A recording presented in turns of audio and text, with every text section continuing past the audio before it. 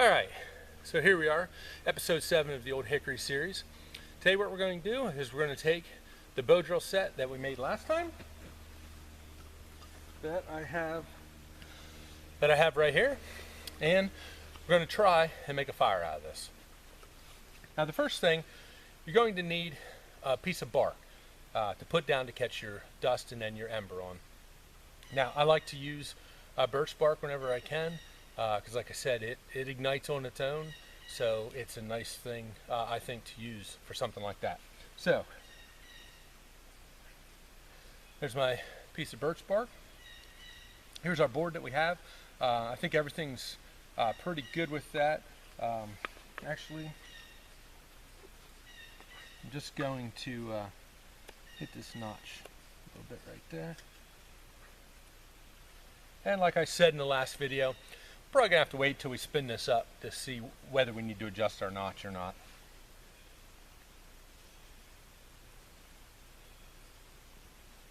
But one thing we are going to do, I forgot to do in the last video and we probably should have, you can see on the spindle we still have that point on there from when we used that to drill into our board when we burn it in. So we do need to take that off of there.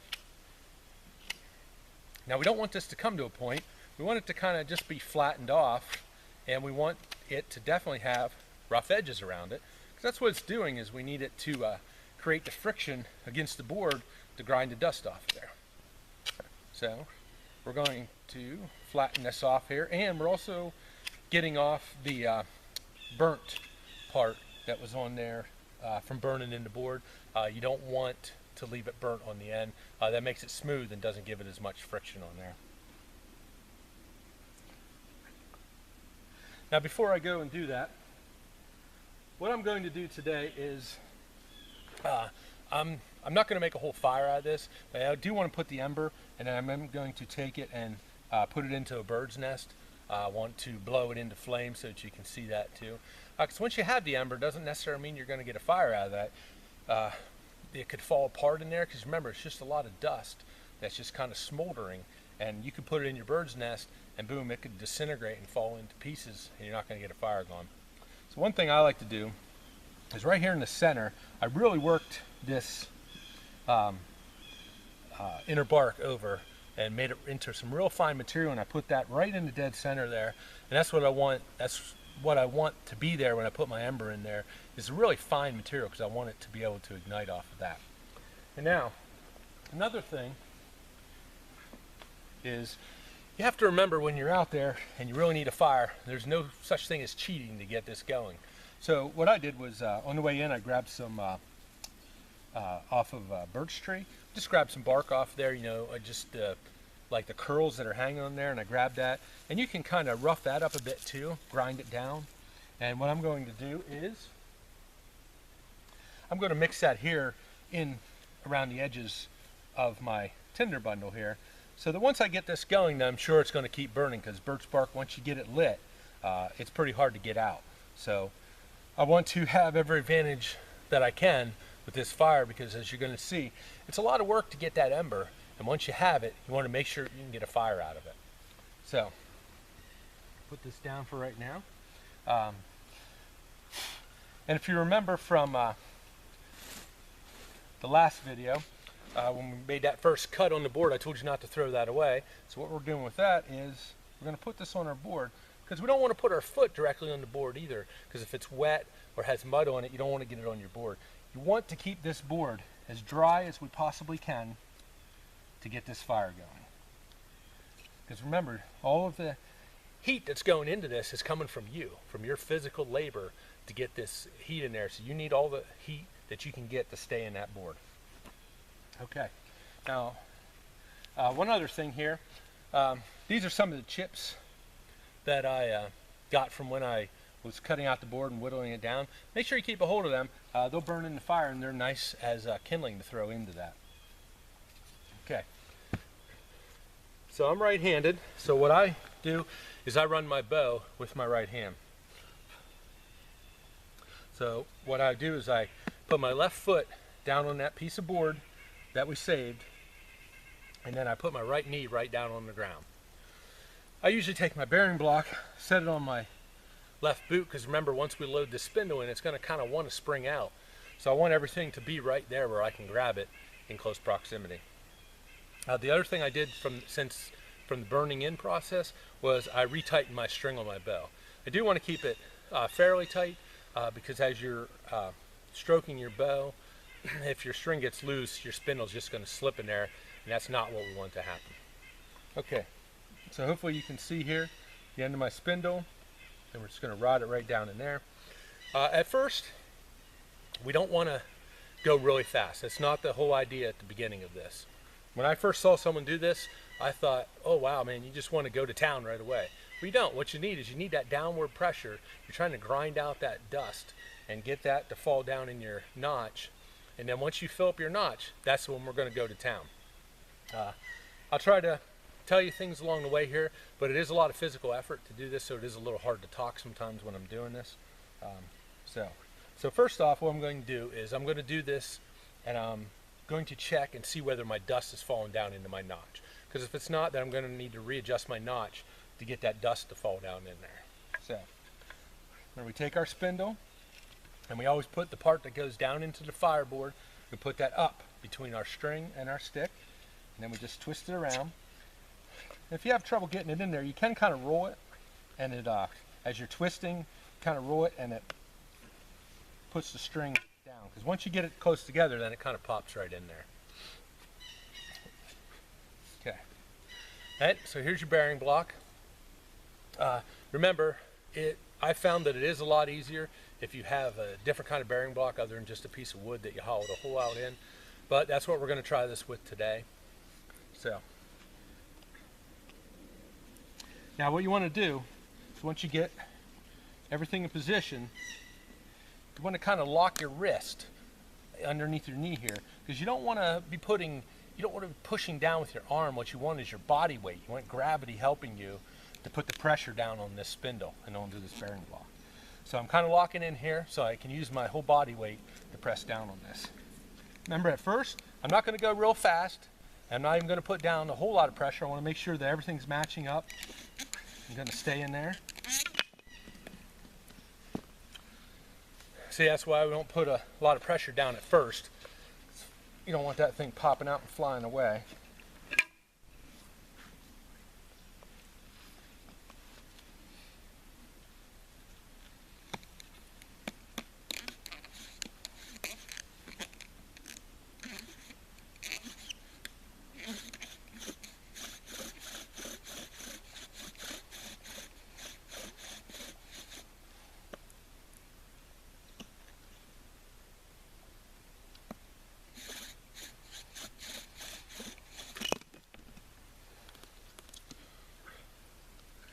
Okay, having some problems with this bearing block. Like I said, bearing block is what I found to be really important when you're doing this.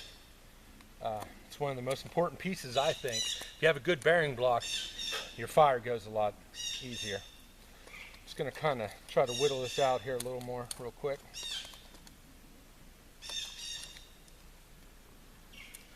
Because that's kind of what's happening every time I put the downward pressure on this. The bearing block is like just flying out of my hand. I'll give it another shot here. If that doesn't help, I think I might have to make some adjustments to this bearing block.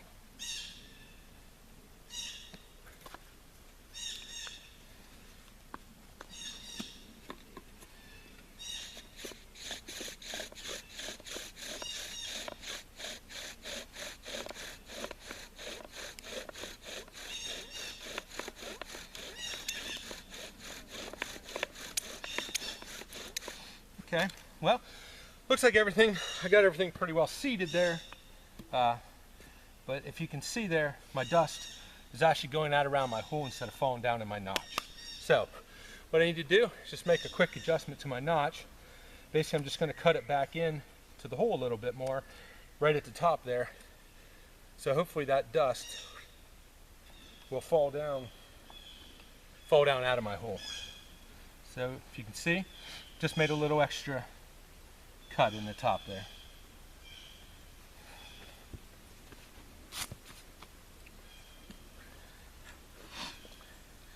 see I did have some dust there. There's no point in keeping that. It's not really going to help you. One thing that will help you though, if you can see, my spindle is already burnt on the end. So go ahead and cut that burnt off. Because remember, all that burnt is just kind of slippery on there. So it's not really helping you gain any friction. And you also want to cut, you know, if you're getting it coming down to a point, you want to cut that off of there too.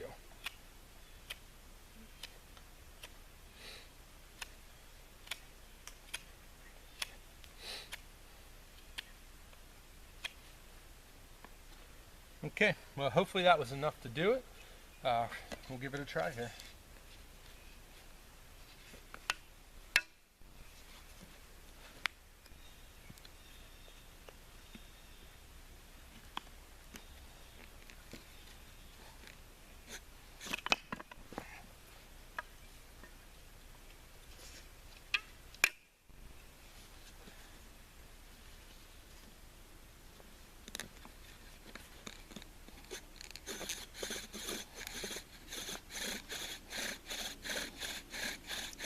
Remember, you should be getting smoke within, 5 or 6 strokes of your bow. Your curls aren't black, or your dust nut's black coming out. You're probably not putting enough downward pressure on it. So even though you have smoke, you still need to put some more downward pressure.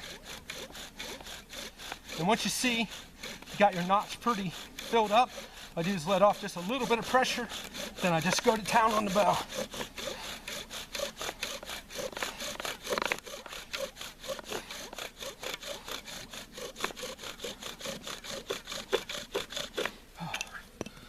Okay, and you want to be careful. Hopefully you can tell. I can see already that thing's smoking. It is glowing red. You don't have to rush. It's going to keep going. You don't want to take forever, especially if it's windy out there. You don't want it to blow away. But you can catch your breath a little bit.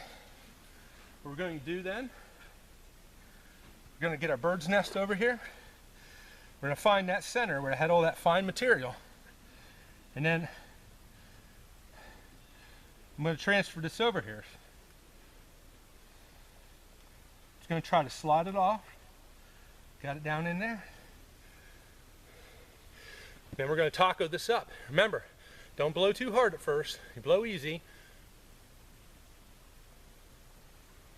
You just kind of gradually get harder and keep it above your head.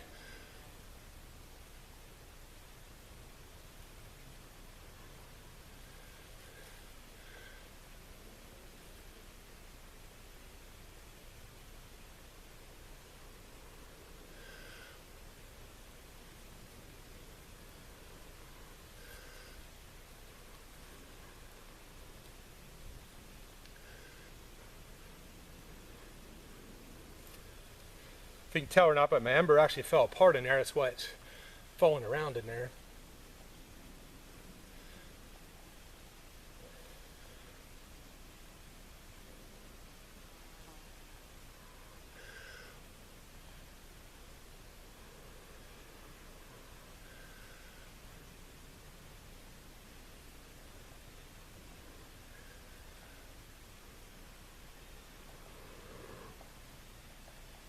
Remember, don't drop it right away. You want to make sure you get a lot of it ignited there. Now you can just kind of turn it over. And then you should already have your big pile of smalls there. You're just going to pull that over top of your fire and you're going to let it ignite them. I will be honest with you, I've shot this video a couple times now. Mostly I had some problems with the board when I cut it out. It was really warped and it wasn't going to work out. The other time, I don't know if you saw, I posted that I actually used the camera for my son's birthday party and forgot to switch it back to HD and by 16:9, and so the video was terrible. So I had to reshoot it after that. So I got lucky. This was the first try today. We got this going. I don't want you to think that that happens all the time. This is not an easy way to start a fire. It does take a lot of practice to get it down, and even then, nothing's guaranteed. But I am happy that it went today. I'm happy I got to show you how to do this.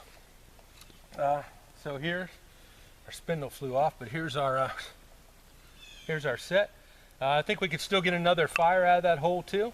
Basically you're wearing out your hole So you're only going to get so many fires before you have to make a new hole. Hopefully your spindle will last for quite a few holes. So you can see that. Here's our bearing block. Hopefully you can see. It did have some burning on the back side of it because it did catch some friction there. But that's what you want to keep to a minimum. I definitely would suggest, carrying a little something with you. I know there's a couple knives that in the handle they have a depression that you can use as a bearing block, but I don't know if I feel comfortable, holding my knife while I'm trying to get this fire going. I mean, if I had to, yeah, I would. But if you can find something else out there, I think it'll work out better. Well, I think that's it for this video. If you have any questions or anything, just post them up and I'll be happy to try and answer them. Okay, well, until the next time, have a great day. Okay, before we go today, I hope one thing that you took away from this video was this is not an easy way to start a fire. So I'm hoping when you're out there that you don't just depend on your primitive skills to start a fire. Even if that's what you want to practice, I hope you're taking something with you. Take a couple cigarette lighters with you. Take your ferro rod. You should have multiple ways to start a fire in case something happens when you're out there and you can't get this fire going, or something happens to your materials and you need another way to start a fire. So always have some fire starters and a Bic lighter and your ferro rod with you, and you can't go wrong. Okay, be safe out there, and we'll see you for the next video.